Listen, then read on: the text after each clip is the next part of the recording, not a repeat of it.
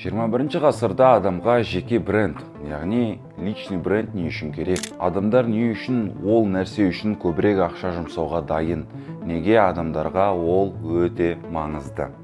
Бүгінгі видеоның тақырыбы жеке брендті нөлден қалай құрамыз? Личный бренд ол қысқаша адамға түсінікті тілмен айтқан кезде адамдар сізді қалай қабылдайды? Сіз әлеуметтік желіде қалай проявляция етесіз, сіз қалай ашыласыз және адамдар сізді кім ретінде қабылдайтыны жайлы. Мысалға, біреу сантехник ретінде личный бренді мықты болуы мүмкін. Біреу электрик ретінде личный бренді Инстаграмда, немесе ТикТокта, немесе Ютубта жеке бренді мықты болуы мүмкін. Дәл сол схема кәсіпкер, SMM, фрилансер, таргетолог дегендерге де кете береді. Жеке брендтің бір ғана артықшылығы, егер ол жақсы дамыса, сіздерге көп клиентпен жақсы партнерларды әкелуге дайын. Личный брендті нөлден бастау бірінші самоанализден тұрады. Өзіңізге, яғни анализ жасаңыз.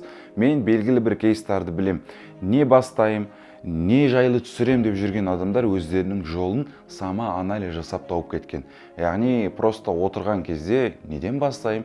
Мен бір кәсіптің иесі емеспін, мен бір фрилансер емеспін, таргетолог емеспін, просто жай адаммын деген адамның өзіне самоанализ жасап, белгілі бір нишасын тауып кетеді. Мысалға, футбол темасы деген сияқты, или там бір ойын темасы, или стриминг темасы, немесе кәдімгі өзіміздің диджитал темаларымыздан личный брендімізді бастап кете аламыз. Сіз қай сферадан, қай тұстан шынымен мықтысыз? Вот соны просто бір анализ жасап көру керек. Қай жағым мықты? Мен идея придумать етуім мықты ма? Или бір түсіруім мықты ма? Или бір сценарий жазуым мықты ма? Деген сияқты просто жай ойланып көрген дұрыс секілді. Самоанализ жасап болғаннан кейін мақсатты аудиториямызға бір шолу жасап көреміз. Бұл айтылып жатқан әңгімелер кімге арналған, кімге пайдалы болады, кім менен сатып ала алады деген сияқты біз портретті құрамыз, целевая аудиторияны. Мысалға, менен сатып алатын адамдар мобилографияны оқып, белгілі бір деңгейге жетіп, қадалып, әрі қарай патологын өсіре алмай қалғандар. Немесе таргетолог, немесе бір продюсер форматында қалай сіздің целевая аудиторияңыздың портреті ұйымдастырылған. Соны дұрыс білгеннің арқасында сіз соларға сәйкес өнімді сата аласыз. Және олар қиналмай сатып алады. Ал егерде мақсатты аудиториядан шатасып кетсек, просмотрыңыз атпай, или же бір аудиторияңыз сізден бір өнім сатып алмай, солай сіз блогыңызды монетизация жасай алмай жүресіз. Ал ол сізге керек па? Әрине, керек емес. Сосын позиционированиямызды реттеу керек. Сізді клиенттеріңіз, оқырмандарыңыз қалай қабылдағанын қалайсыз? Мысалға, жай ғана мобилограф, мысалға, контент-мейкер, сценарийін придумать етіп беретін, съемкасына және монтажына араласатын адам. Немесе үлкен рекламный бюджетті еселеп ақтап беретін таргетолог деген сияқты сіз адамның көзінде қалай позиционироваться ете аласыз. Соны дұрыстап реттеп алыңыз. Сәл қателесіп кетсеңіз, кішкентай балалар мен үлкен апаларды аулап алуыңыз мүмкін Инстаграмда. Ол да сізге керек емес деп ойлаймын. Әрине. Или керек па, тәтелер? Ең маңыздысы одан кейінгі контент стратегия.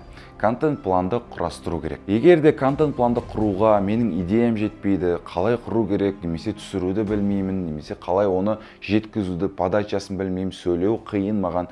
Былайша айтқанда проблемам көп осы жерге келгенде десеңіз, төменге анкета тастап кеттім, еще дегенді басып, описанияға кіріңіз. Анкетаны толтырып, сіз менен 10 000 теңгеге разборды өте аласыз. Яғни разбор сізбен жеке Zoom форматта өтетін болады. Сіздің қай жерден қадалып тұрғаныңызды, сізді ұстап тұрған факторларды барлығын картасын ашып, дальше сізге немен жұмыс жасау керегін жарты сағаттық разборда мен сізге айтып беремін. Егер де қызық болса, төмендегі анкетаны толтырыңыз. Және одан да маңыздысы адамдармен араласу, коммуникация және нетворкинг. Мысалға қараңыз, сіздің жеке брендіңіз дамымаған кезде сіз кіммен дос бола аласыз? Яғни дәл сол сияқты жеке бренді дамымаған, бірақ та толковый потенциальный адамдармен единомышленниктарды таппасаңыз, жалғыздың үні шықпас деген қазақ атамыз айтып кеткен әдемі сөз бар. Дальше сіз өзіңізге ұқсас адамдармен араласып, танысып, білісіп, бірге контент жасап, бірге комьюнити құрып, бір-бірлеріңіздің кем-кетіктеріңізді толықтырып, дамып отыруыңыз керек. айтпеген жағдайда жалғыз өзіңіз депрессияға, стресске немесе сол баяғы өміріңізге қайтып оралуыңыз әбден мүмкін. Жеке брендіңіз уже дамып бастағаннан кейін сіз өзіңіз армандаған, қалап жүрген, күнделікті көріп жүрген адамдармен жеке кездесіп, білім алмасып, шай ішіп, сондай бір коллаборациялар жасап кетуіңіз де әбден мүмкін. Кім кепіл? Барлығы да мүмкін. Так что нетворкинг это самое главное. Демек, жеке бренд ол постоянно даму, үздіксіз саморазвитие және үлкен дисциплина екенін түсіндік. Бір күн видео салып, 2 аптаға, 2 айға жоқ болып кету, ол жеке бренд емес, достар.